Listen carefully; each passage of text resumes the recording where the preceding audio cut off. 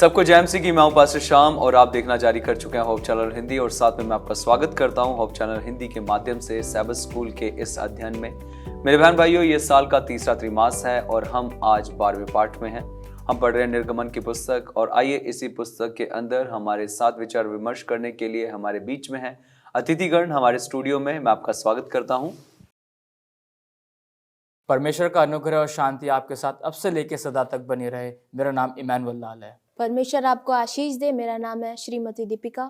इसुसाई नमस्ते आप सबको। मेरा नाम सैंटी नायक। इसुसाई, मैं मार्टिन मुंडू। ये समय है, आज हम अपने अध्ययन की शुरुआत करेंगे प्रार्थना के साथ और मैं इस वक्त श्रीमती दीपिका जी से अनुरोध करूंगा प्रार्थना में अगुवाई करेंगे। आइए हम प्रार्थना में जाएंगे। धन्यवाद महान सामर्थी पिता, आपने हमें अब तक संभाल कर रखा रब्बी जी। हमारे बीते अध्ययनों में सहायता मदद करी रब्बी। आज के भी अध्ययन को रब्बी आप आशीषित करें ताकि हमारे सुनने वाले दर्शक उन वचनों के माध्यम से आशीष पाएं और हम सब जब इसमें शामिल होते हैं पिता, हम सब भी इन वचनों के माध्यम से आशीषित हो जाएं। यीशु मसीह के नाम से मांगते हैं, आमीन। बहुत बहुत धन्यवाद प्रार्थना के लिए। आइए हम आज के अध्ययन की शुरुआत करेंगे याद वचन से जो हमें मिलता है निर्गमन और उसके 34वें अध्याय के 6 और 7वें वचन में। यहाँ पर परमेश्वर का वचन कहता है, यहोवा उसके सामने होकर यूं प्रचार करता हुआ चला, यहोवा यहोवा ईश्वर दयालु और अनुग्रहकारी, कोप करने में धीरजवंत और अति करुणामय और सत्य, हजारों पीढ़ियों तक निरंतर करुणा करने वाला, अधर्म और अपराध और पाप का क्षमा करने वाला है, परंतु दोषी को वह किसी प्रकार निर्दोष न ठहराएगा। वह पितरों के अधर्म का दंड उनके बेटे वरन पोतों और परपोतों को भी देने वाला है। आमीन। अगर हम आज के याद वचन में देखें तो यहाँ पर परमेश्वर अपनी एक खूबसूरत जो उसका छवि है उसको यहाँ पर प्रस्तुत करता है। वो खूबसूरत छवि है कि वो करुणामय है, वो अनुग्रहकारी है, वो दयालु है और वो धीरजवंत और पापों को क्षमा करने वाला और दोषियों को किसी भी प्रकार से निर्दोष ना ठहराने वाला परमेश्वर है। यहां पर एक चीज जो हम खास देखते हैं वो ये है, जो इस अध्ययन का मुख्य शीर्षक है वो है कृपया मुझे अपनी महिमा दिखाएं। और यहां पर मूसा जो है परमेश्वर के प्रति अपनी उसको और जानने की जिज्ञासा को प्रस्तुत करता है कि परमेश्वर मैं तुझे और जानना चाहता हूं कि तू है कौन, तेरी महानता कितनी बड़ी है। और परमेश्वर अपने इस वचन के अनुसार अपनी महानता को प्रस्तुत करता है कि मैं करुणामय हूं, मैं ही परमेश्वर हूं जो दयालु और अनुग्रहकारी, कोप करने में धीरजवंत हूं। हमने पिछले अध्यायों के अंदर एक चीज खास सीखी थी, जब इजरायली जो थे वो पाप कर रहे थे, अपराध कर रहे थे, लेकिन परमेश्वर फिर भी उनके साथ रहना चाहता है और उनको अपने साथ रखना वो चाहता है। ये परमेश्वर की एक बड़ी खूबसूरत बात है। यहां पर हम बात करते हैं मिलाप वाले तंबू के विषय में।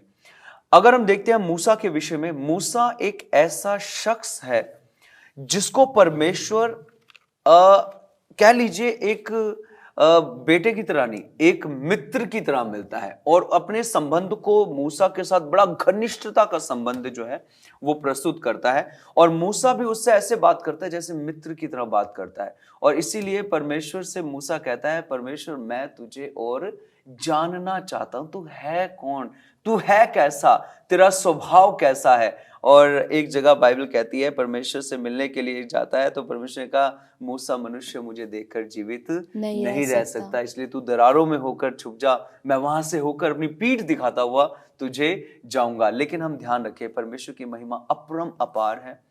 हम पापी मनुष्य और ये धरती भी जो है ये मनुष्य के पाप के कारण श्रापित है, लेकिन परमेश्वर की करुणा इतनी बड़ी है, इतनी महान है कि जब परमेश्वर की उपस्थिति होती है, हमने देखा पिछले अध्यायों के अंदर कि परमेश्वर जब उपस्थित हुआ तो पहाड़ जो थे वो कांप रहे थे और वहां पर आग जो थी दिख रही थी। परमेश्वर बहुत महान है, बहुत पवित्र है, लेकिन मूसा जो है ये परमेश्वर से मिलता है, उससे बातें करता है और कई बार परमेश्वर ने मूसा से बातें करी, उससे मेलजोल को आगे बढ़ाया। जी धन्यवाद देना चाहते हैं आपका कि आपने बहुत अच्छी रीति से इस पर प्रकाश डाला है। और दर्शकों, मेरे साथ हम पढ़ रहे हैं सोमवार का पाठ, जिसका शीर्षक है यहाँ पे ताकि मैं आपको जान सकूं। और मैं यहाँ पे बताना चाहूँगा कि परमेश्वर को और अच्छी रीति से जानने की जो चाहत है मूसा के अंदर, वो जाग उठी है। मैं आपसे एक सवाल करना चाहूँगा, क्या आपने परमेश्वर को जाना है? क्या आप परमेश्वर को अच्छी रीति से जानना चाहते हैं? और तो परमेश्वर आपकी सहायता करेगा। मैं दरखास्त करना चाहूँगा पादी साहब से कि वो निर्गमन का 33 का 13 पढ़ दें। जी। और अब यदि मुझ पर तेरे अनुग्रह की दृष्टि हो तो मुझे अपनी गति समझा दे, जिससे जब मैं तेरा ज्ञान पाऊं तब तेरे अनुग्रह की दृष्टि मुझ पर बनी रहे। फिर यह भी ध्यान रख कि यह जाति तेरी प्रजा है। आमीन।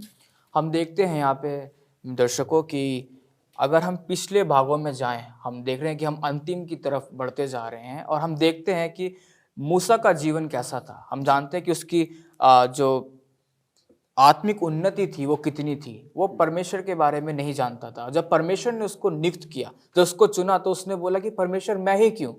हम जानते हैं इस चीज़ को भली रीति से। और हम देखते हैं कि जब मूसा ने परमेश्वर को अनुभव करना शुरू किया, उसके कार्य को देखा, हमने देखा कि परमेश्वर ने कितने बड़े बड़े कार्य किए।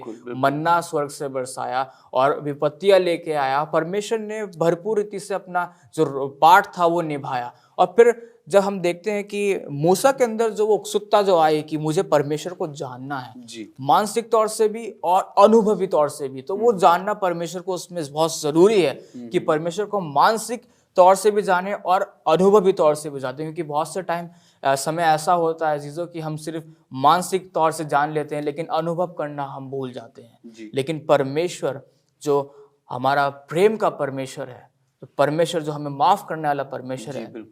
यदि हम इसका जो पाठ पढ़ रहे थे तो हमने देखा कि जब मूसा बोलता है कि तू मुझे दिखा अपने आप को, तो परमेश्वर ने कहा कि तू मुझे नहीं देख पाएगा। तब परमेश्वर ने उसे चल के दिखाया और परमेश्वर की खूबियों को हमने देखा। तो आज समय है जब जैसे मूसा ने अपने अंदर वो उत्सुकता लेके आई परमेश्वर को अनुभवी तौर से, मानसिक तौर से जानने के लिए, पर हम भी परमेश्वर को दोनों तरीके से जान सकते हैं। और हम अपना समय को व्यर्थ ना करें, बल्कि परमेश्वर को जानने में अपने समय को लगाएं। मेरे अजीजों, बिल्कुल बिल्कुल, बहुत बहुत धन्यवाद इन अच्छी बातों के लिए।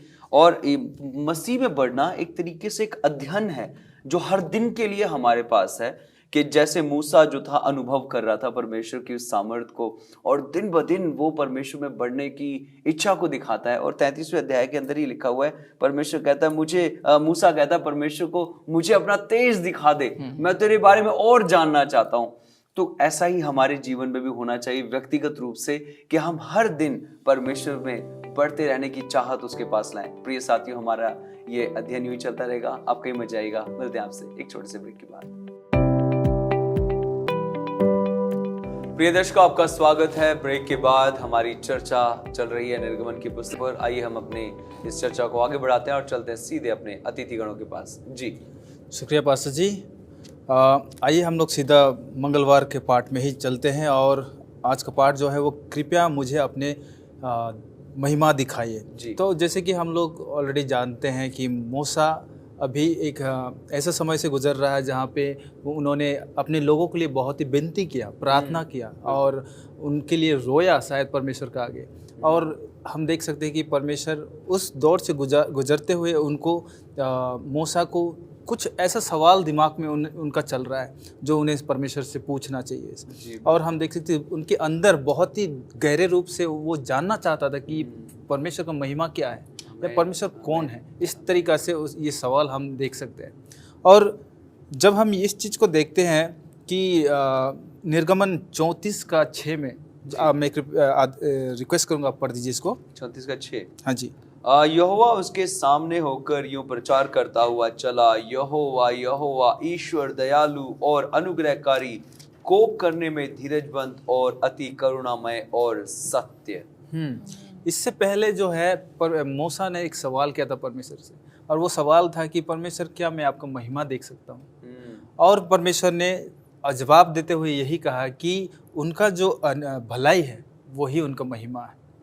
क्योंकि परमेश्वर अगर अपने आप को प्रकट करता है कोई भी पापी इंसान के आगे, शायद हम नहीं बच सकते, क्योंकि वो एक आग है जो हमें भस्म कर सकता है, बिल्कुल। और पापी उनके आगे नहीं टिक सकता है। इसलिए मूसा को परमेश्वर ने एक साधारण रूप से उत्तर दिया, वो था उनका भलाई। और ये चीज़ हम प्रकाश का किताब में भी देख सकते हैं। प्रकाश का किताब 14 का अगर 7 हम पढ़ते हैं तो हम जानते हैं 3 स्वर्गदूत का संदेश उसमें दिया गया। उसमें उस एक पद में जो है 3-4 बहुत महत्वपूर्ण शब्द दिया गया है। वो है परमेश्वर से भय मानो, उनका महिमा करो, और न्याय का समय आ गया है और उन्हें सेवा करो जो आसमान और पृथ्वी सृष्टि किया है। उसमें से एक जो है परमेश्वर का महिमा करना। हम किस प्रकार से परमेश्वर का महिमा कर सकते हैं? अगर हमको परमेश्वर का महिमा करना ही है तो हमें जानना होगा कि परमेश्वर का महिमा वास्तविक में है क्या। और ये 34 का 6 निर्गमन का हमें बताता है कि परमेश्वर का महिमा जो है वो है अनुग्रहकारी, दयालु और धीरजमन। ये सारे परमेश्वर का चरित्र है। आमीन। और इसी को महिमा कहा गया है। तो ये चरित्र अगर हम में हो तो हम भी परमेश्वर का चरित्र प्रकट कर रहे हैं। और अगर ये चरित्र हम में नहीं है तो शायद ही हम परमेश्वर का महिमा कभी देख सकते हैं या कर सकते हैं, क्योंकि उनका महिमा तभी हम कर सकते हैं जब उनका ये सारा चरित्र हम में हो। और दुनिया को आज कुछ नहीं, बाइबल नहीं या कुछ दूसरा कुछ नहीं चाहिए, उन्हें परमेश्वर का एक महिमा चाहिए जो हमारे द्वारा ही मिल सकता है। हमें दुनिया के लिए परमेश्वर को दिखा सकता है कि परमेश्वर है कौन। और ये सारा चीज़ तब होगा जब ये चरित्र हम में प्रकट होगा और हम जब दिखाएंगे और दुनिया वाला पहचान पाएंगे कि इनमें वो सच्चा परमेश्वर है। तो महिमा हम सिर्फ परमेश्वर का चरित्र द्वारा ही कर सकते हैं। दर्शकों, बहुत बहुत धन्यवाद ब्रदर।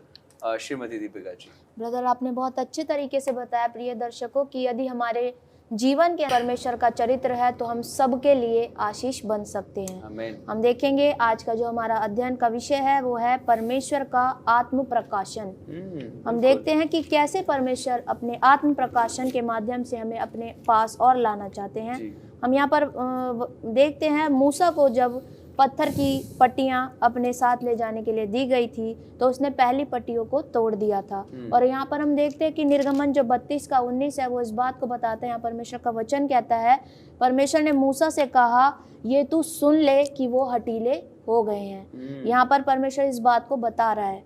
और हम यहाँ पे देखते हैं, जैसे हमने अध्ययन की शुरुआत में ही कहा कि परमेश्वर जो था वो मूसा से बहुत बार मिला। आज हम देखेंगे कि परमेश्वर कितनी बार मूसा से मिला।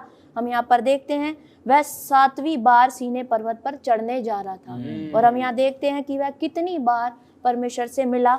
निर्गमन 19 के 3 और 7 में पहली बार मिला। दूसरी बार हम देखते हैं निर्गमन 19 के 8 और 14, और तीसरी बार निर्गमन 19 के 20 और 25 में।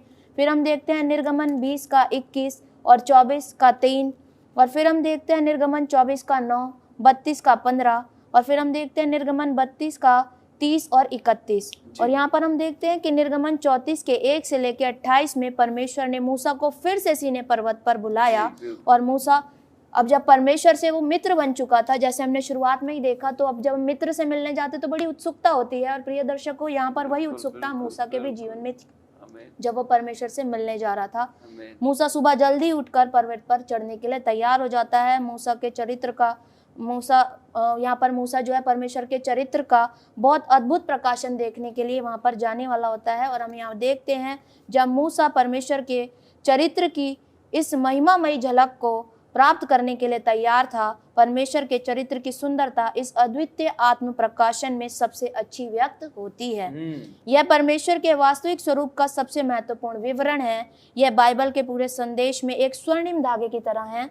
हम देखते हैं यह घोषणा पुराने नियम के हम देखते हैं यूहन्ना 3 के 16 में बाइबल के लेखकों ने कई महत्वपूर्ण स्थानों पर परमेश्वर की इस आत्म प्रकाशन को उद्धृत दोहराया और विस्तृत किया है। हम यहाँ पर देखते हैं कि परमेश्वर के चरित्र को सही ढंग से समझना अत्यंत आवश्यक है, क्योंकि जब हम किसी भी बात को ढंग से समझते हैं तो हम क्या है, उसके प्रति हमारा जो लगाव है, इंटरेस्ट है, वो बढ़ जाता है। मूसा की प्रतिक्रिया हम यहाँ पर देखते हैं और हमारे लिए शिक्षा। जब मूसा ने परमेश्वर के नाम का यह असाधारण, प्रत्याशित और अद्वितीय विवरण सुना तो उन्होंने तुरंत दंडवत करके यहोवा की आराधना करी। और हम जब देखते हैं यहाँ पर, जब हम भी परमेश्वर के प्रेम, अनुग्रह, दया, करुणा, भलाई, विश्वास योग्यता, क्षमा, पवित्रता और हम देखते हैं न्याय की जो झलक है, हम उसको जब देखते हैं तो हम स्वाभाविक रूप से परमेश्वर की ओर और आकर्षित हो जाते हैं। जब हम परमेश्वर के इन अद्वितीय गुणों को देखते हैं और सराहते हैं तो हम उन्हें प्रेम करना शुरू कर देते हैं। पहला यूहन्ना 4:19 इस बात को स्पष्ट करता है। हम परमेश्वर को इसलिए प्रेम करते हैं कि क्योंकि उन्होंने पहले हमसे प्रेम किया है। परमेश्वर की प्रतिज्ञा और इज़राइल का उत्तरदायित्व एक हमारे पास बात आती है कि हम इसमें देखते हैं कि इस आत्म प्रकाशन में परमेश्वर ने मूसा को आश्वासन दिया कि पहला हम यहाँ देखते हैं वह अपने लोगों के लिए अद्भुत कार्य करेंगे, दूसरा वह उन्हें प्रतिज्ञा के किए हुए देश में ले जाएंगे, और तीसरा कि अन्य राष्ट्र भी परमेश्वर की महिमा और आश्चर्यजनक कामों को देखेंगे। निर्गमन 34:10 हम इस अध्ययन में देखते हैं परमेश्वर की बातों को। इज़राइल की जिम्मेदारी हम देखते हैं यहाँ पर, इज़राइल को परमेश्वर की जिम्मेदारी का पालन करना था और वह 10 स्पष्ट शर्तों का अनुसरण करना था ताकि वह समृद्ध हो सके। फिर मूसा को यह वाचा परमेश्वर ने दोबारा लिखने को कहा क्योंकि पहले दी गई वाचा उसके द्वारा तोड़ी जा चुकी थी। निर्गमन 34:27 और 28 में हमारे लिए आज ये शिक्षा है कि परमेश्वर अपने लोगों के साथ एक व्यक्तिगत और घनिष्ठ संबंध रखना चाहते हैं, और दूसरा परमेश्वर का चरित्र प्रेम और दया से भरा हुआ है। तीसरा परमेश्वर की प्रतिज्ञा तब पूरी होती है जब हम आज्ञा मानने लग जाते हैं, और चौथा जब हम के प्रेम को पहचानते हैं तो स्वाभाविक रूप से उसकी आराधना करने लगते हैं। परमेश्वर की महिमा हो। बहुत बहुत धन्यवाद इन विचारों के लिए। प्रिय दर्शकों, आप कहीं मत जाएगा, हमारा ये अध्ययन यूं चलता रहेगा। मिलते हैं आपसे एक छोटे से ब्रेक के बाद। प्रिय दर्शकों, आपका स्वागत है बहुत बहुत ब्रेक के बाद, और हम चर्चा कर रहे हैं परमेश्वर के उस अध्ययन के विषय में जब मूसा मिला और किस तरीके से उसके जीवन के अंदर और प्रकाशन आया। आइए हम जानते हैं इसके विषय में और अध्ययन के अंदर हमारे अतिथिगणों के पास। जी बहुत बहुत शुक्रिया पास्टर जी। और ये जो है बहुत अहम और ख़ास भाग है, वो है मूसा का तेजस्वी मुख, या आप कह सकते हैं मूसा का चमकदार चेहरा। और इसमें जो है हमारे लिए बहुत कुछ सीखने को है, बहुत गहरा सीख है, जिसके द्वारा जो है हम आत्मिक जीवन में हम बहुत ज़्यादा उन्नति कर सकते हैं, जिसके लिए जो है परमेश्वर हमें बुलाता है। यदि आप निर्गमन उसका 34 का 29 से लेकर 35 तक पढ़े, वहाँ पर बहुत सुंदर जो है एक वाक्य हमारे सामने पेश की जाती है। और यदि आप निर्गमन 33 में देखें, वहाँ पर जो है मूसा का इच्छा ये है कि परमेश्वर आप मुझे अपना महिमा दिखाइए, और ये उसका जो इच्छा को दर्शाता था कि वो परमेश्वर को देखना चाहता था, उसको और करीबी रूप से जानना चाहता था। किसी को देखने की इच्छा उस चीज़ को दर्शाता है कि आप उसे और करीबी से जानना चाहते हैं। और आपको पता है, जब वो उस रिक्वेस्ट को जब परमेश्वर ने सुना तो उससे कौन ज़्यादा खुश था? वो परमेश्वर थे। वो इतने ज़्यादा खुश हो गए कि एक व्यक्ति जिसको मैंने बुलाया है, अब उसकी इच्छा इतनी बढ़ गई है कि वो मुझे क्या करना चाहता है? मुझे देखना चाहता है। और जब आपकी ऐसी इच्छा होती है परमेश्वर को देखने के लिए, तो परमेश्वर इतना खुश हो जाता है कि शायद आप उसका कल्पना भी नहीं कर सकते हैं। और पर इसके साथ सवाल ये हमारे पास आता है कि ये जो मूसा के ये जो तेजस्वी मुख था, उसके चेहरे में ये जो चमक था, ये ऐसा बदलाव उसके जीवन में कैसा हुआ? क्योंकि आप ये कहेंगे कि अरे नहीं, इसीलिए हुआ क्योंकि वो जो है परमेश्वर की उपस्थिति में जो है हमेशा रहता था। हाँ, वो एक कारण था, पर वो ही केवल एक कारण नहीं था। इस चीज़ को भी हमें समझना बहुत ज़्यादा ज़रूरी है। और यदि आप देखें कि मूसा जो है, जब से वो मिस्र से भागकर आया और जब से जो है मैदान में अपने जो ससुर है उसके जो भी चरवाहा का काम करता था, वो जब से वो परमेश्वर की उपस्थिति में था, जैसे हम पढ़ाई कर रहे थे कि इस समय में जो है उसने उत्पत्ति का किताब को उसने लिखा, तो वो वाकई में परमेश्वर के मौजूदगी में था। और जब से इस्राएलियों को बाहर करके लिखाया, जब भी वो जो है परमेश्वर के मौजूदगी में था, पर फिर भी आप देखते हैं कि वो बदलाव और वो चमक, वो तेजस्वी हम देखते हैं कि उसके चेहरे में नहीं है। पर हम देखते हैं कि जब वो वाकई में जब परमेश्वर को गहराई से, जब परमेश्वर को अनुभव करता है, तो वो बदलाव उसके जीवन में आता है। हम देखते हैं कि परमेश्वर ने अलग अलग तरीके से अपने आप को मूसा के सामने पेश किया, और जो है मूसा जो है परमेश्वर के ज्ञान में वो बढ़ता चला गया। और जब वो बढ़ता चला गया तो एक समय आया कि जिसमें वो बढ़ रहा था वो बिल्कुल वैसा ही नजर आ रहा था। आइए हम एक पद को पढ़ेंगे जो कि 2 कोरिन्थियों उसका 3 का 18 में हमें मिलता है। परंतु जब हम सब के उघाड़े चेहरे से प्रभु का प्रताप इस प्रकार प्रकट होता है जिस प्रकार दर्पण में, तो प्रभु के द्वारा जो आत्मा है हम उसी तेजस्वी रूप में अंश अंश करके बदलते जाते आमीन, हैं। आमीन। तो यहाँ हमें वचन बताता है कि ये जो मूसा का अनुभव था जी। वो मूसा तक सीमित नहीं है, जी। पर वो आपका और मेरा भी सौभाग्य हो सकता है। आमीन। पर जो उसके लिए कहेंगे एक कंडीशन, एक शर्त वो रखी गई है, वो ये है कि आपको परमेश्वर की ओर अपने नजरों को गाढ़े रखना, बनाए रखना सीखना होगा।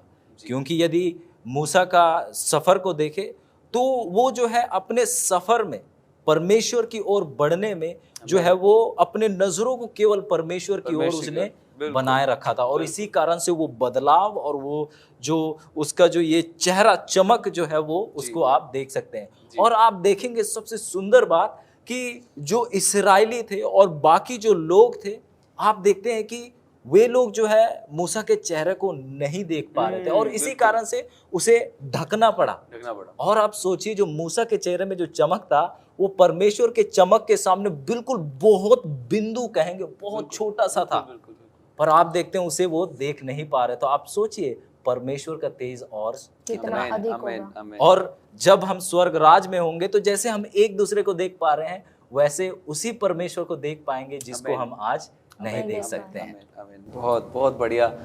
इन विचारों के लिए मैं धन्यवाद देता हूँ, इन अच्छे विचारों के लिए। और यहाँ पर जिस तरीके से हम देख रहे हैं कि आपने ये बात बड़ी अच्छी छोड़ी है कि मूसा जो परमेश्वर के तेज में था और उसका तेज उसके ऊपर प्रस्तुत हुआ और जो इजरायली थे वो डर गए। तो आज हम आज के समय में हैं, उस समय में मूसा उससे परमेश्वर से बात करता था और परमेश्वर मूसा से बात करता था। लेकिन आज जो है हमें पवित्र शास्त्र मिला है, आज हमें क्रूस मिला है जिसके द्वारा प्रभु यीशु मसीह हमारे लिए जिसके द्वारा क्रूस पर कुर्बान हुआ, तो हमारे लिए एक चिन्ह दिया गया है क्रूस। तो एक सवाल यहाँ आता है, मूसा का चेहरा बदला, उसने तेज पाया परमेश्वर को देख के, तो क्या हम जब क्रूस की ओर देखते हैं तो किस तरीके से हम भी उसमें क्या हम बदलते हैं, क्या हम बदलते जाते हैं? जी बहुत बहुत शुक्रिया उस सवाल के लिए।